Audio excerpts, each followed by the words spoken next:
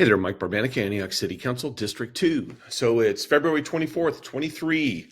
We had a special meeting last night. This is normally it's the Wednesday morning wrap up, but this is your Friday morning wrap up from the special council meeting last night.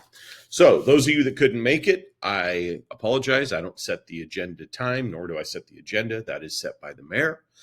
And so let's get rolling. We had two items last night. Item number one, home key and unhoused residents in the city of Antioch. So this was a presentation to see if we as council were going to commit your money to building out, and I'm simplifying this, but building out long-term or interim housing for unhoused individuals within the community.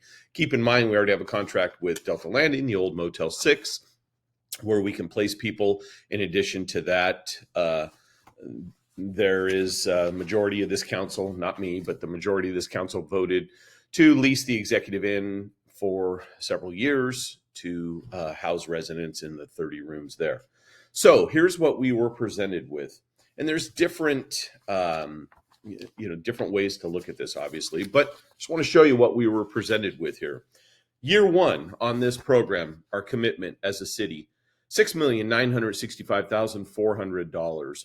And it's a 15-year commitment. That's year one, $6,695,400. Two, which is rapid rehousing.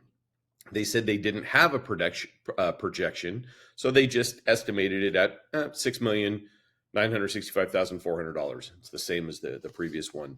Option three, permanent home key example using Dignity Moves is the example given. Year one, $9,802,000 with a 55-year commitment. And option four, mixed population, 60 units, 60-unit project, 30 units unhoused is the way they titled it.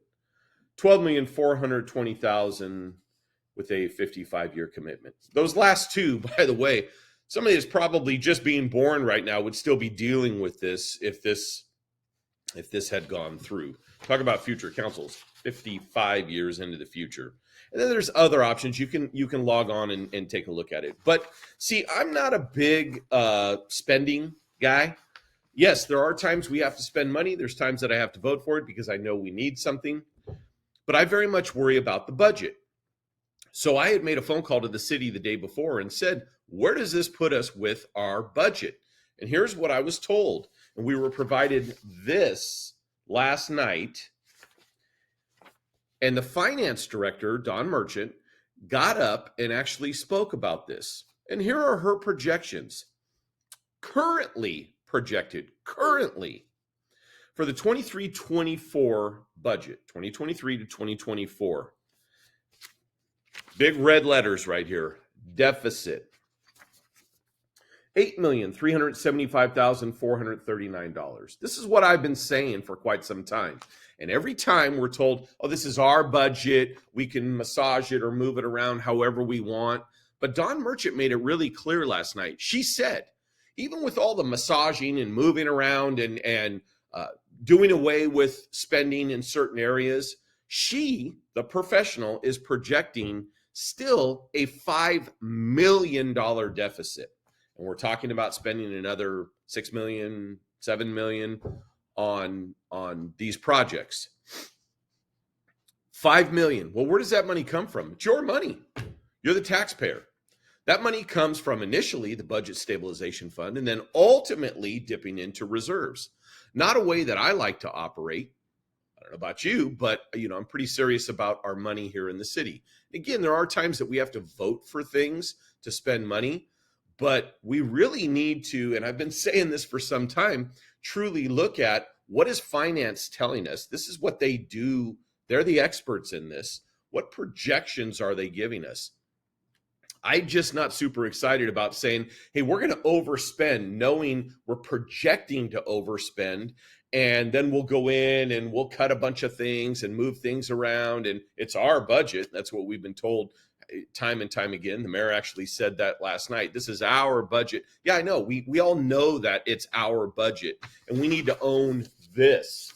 $8,375,439 that finance is now projecting will be deficit. Now, I said that word last night, deficit spending, because had we committed to another $7 million on top of that, we would be what, $15 million that we've set aside, or we've said we're going to spend. And I used the phrase deficit spending last night. The mayor immediately jumped all over that. We're not deficit spending. We're not deficit spending. Okay. And then Councilmember Ogrechuk jumped all over that as well. We're not deficit spending. Okay, let me rephrase it.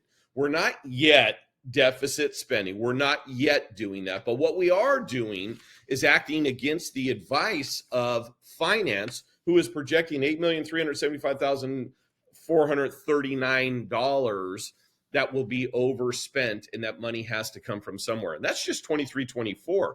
Let's look at 24-25. She is projecting $9,866,848. Big red numbers, big red deficit right here. So I know at least two members did not like the term deficit spending, and I get that. It's not an election year yet here, folks. So, everybody can kind of calm down with the phrasing that we didn't like that. But let me rephrase it to spending money that finance says that we won't have in the budget at that time. And they put the word in big red letters, deficit, and the big red number, 18 million, 19 million. So maybe we don't call it deficit spending. We call it, I don't know, spending money that finance is telling us you shouldn't be spending.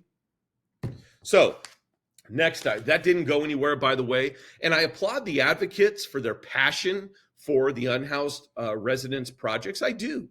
There's some folks that truly, truly have an unbelievable passion, and they show up to the meetings, etc. But here's the thing. They've also got to understand, from our perspective, we have a responsibility with the taxpayers' money. It's not unlimited spending.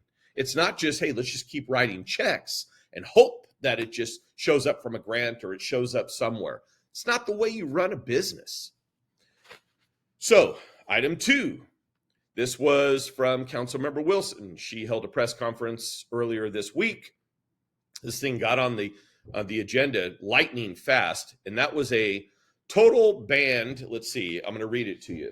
Potential urgency ordinance banning all new liquor stores in the city of Antioch. Well, there was a gentleman that got up and spoke last night and said, well, what about if a huge company like Bevmo wants to come in and they want to sell liquor here, and they want to open up a distribution center or a retail store, etc. What about then? Or are we just picking on the little guy? What is it that we're doing? And I'm not saying I'm totally against something like this, but I think it's way too quick. We don't need an emergency order or an emergency ordinance for this.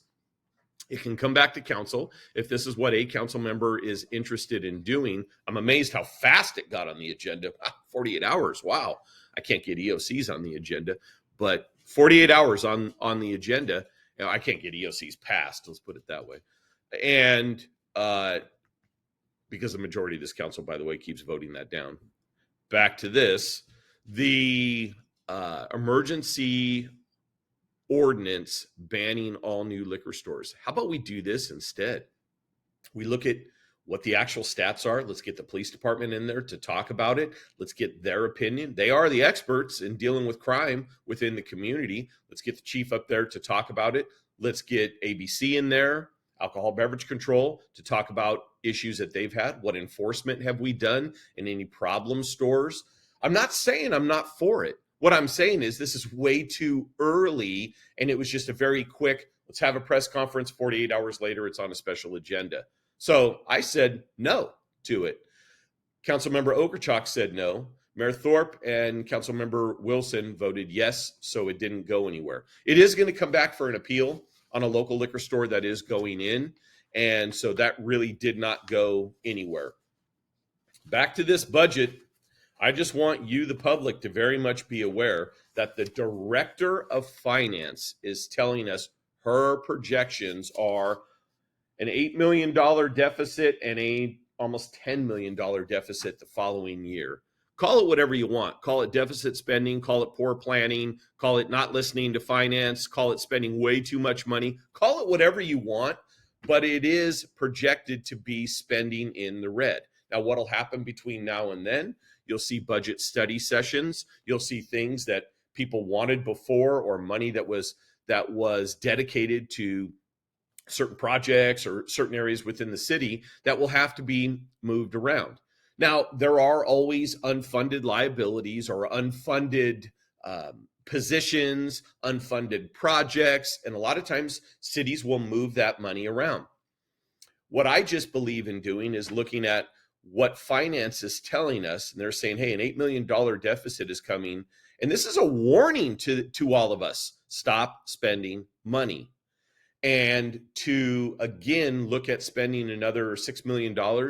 I applaud, like I said, the advocates, but I cannot justify in my own mind spending your money when the director of finance just got up and said, in essence, don't do this. And as it stands right now, we're probably going to be pulling $5 million out of the budget stabilization fund. That's what I heard last night. There's your Friday morning wrap up. Hope you have a great Friday, great weekend. Stay dry. It's supposed to rain, I guess, all weekend. Mike Barbanica, Antioch City Council, District 2.